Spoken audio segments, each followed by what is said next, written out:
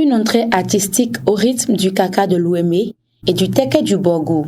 C'est le sublime tableau qu'ont offert les étudiants du centre de formation au métier de l'audiovisuel et du numérique Sefoman Dabarou aux invités qui ont rempli la salle des fêtes de la mairie de Parakou le samedi 3 juin 2023. Cette cérémonie riche en sons et en couleurs vient couronner 12 mois de formation dans plusieurs domaines. Nous voilà à la fin de la formation de 10 jeunes prêts à faire face au marché de l'emploi et de l'auto-emploi.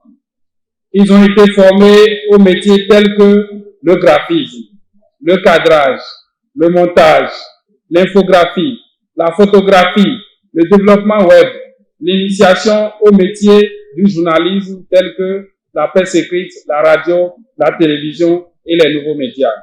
Cette ingénieuse idée du président directeur général de l'entreprise de presse et de communication Boxar de former des jeunes, des fonctionnaires et même des particuliers dans ces filières vise à contribuer à la réduction du taux de chômage et également permettre aux jeunes de s'auto-employer.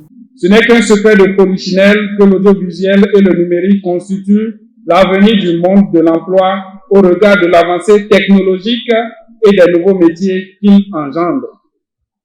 Se faire former dans ces métiers, c'est garantir son avenir et celui de sa famille. C'est pourquoi je tiens à remercier les parents qui ont perçu très tôt cette opportunité et ont inscrit leurs enfants dans un centre de formation à même de faire des professionnels de leur domaine. Des autorités présentes à ce grand événement saluent cette initiative qui permet aux jeunes de se faire former dans les métiers d'avenir. Je les félicite, mais tout en les félicitant, je voudrais leur dire qu'une chose est de se faire former, surtout en journalisme et au montage et autres. Mais autre chose est de bien appliquer ou mieux appliquer sur le terrain ce qu'on a reçu comme formation. C'est pas parce qu'on est en journalisme ou bien qu'on est homme de médias qu'il faut dire tout ce qu'on voit, qu'il faut écrire tout ce qu'on entend. Parce que le journalisme, le métier de journalisme a son code, qu'on appelle le code de déontologie. Après la formation, il faut avoir ce code-là comme votre bréviaire. Il était aisé de lire sur les visages de ces récipiendaires la joie de recevoir leur parchemin de fin de formation. D'une même voix, ils ont exprimé leur reconnaissance à l'endroit des acteurs ayant contribué à leur formation. Après ces connaissances acquises, nous sommes maintenant des produits finis et prêts à travailler dans des entreprises ou à nos propres comptes. Nous promettons mettre en pratique tout ce que nous avions appris et continuer à se perfectionner davantage, car c'est maintenant que le plus dur commence.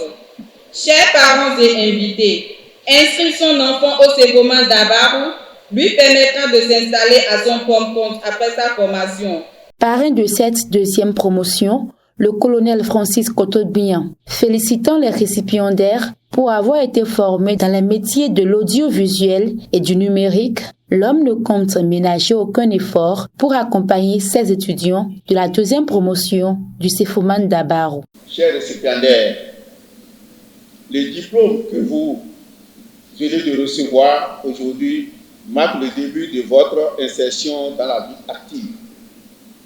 Je vous exhorte à mettre en application tous les enseignements reçus tout au long de votre formation.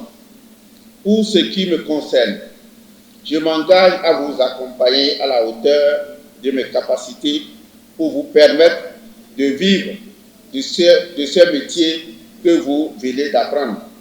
Et pour y arriver, j'attends de vous du sérieux et la soif d'apprendre. Rappelons que le centre de formation au métier de l'audiovisuel et du numérique, Cefoman Dabaro, a désormais un nouveau siège situé au quartier Arafat, tout juste après l'université de Parakou. L'inauguration a été faite ce même samedi, après cette cérémonie de remise d'attestation de fin de formation, ce qui lance ainsi la rentrée pour la 3e promotion. Au Cefoman Dabaro, c'est 80% de cours pratiques et 20% de cours théoriques.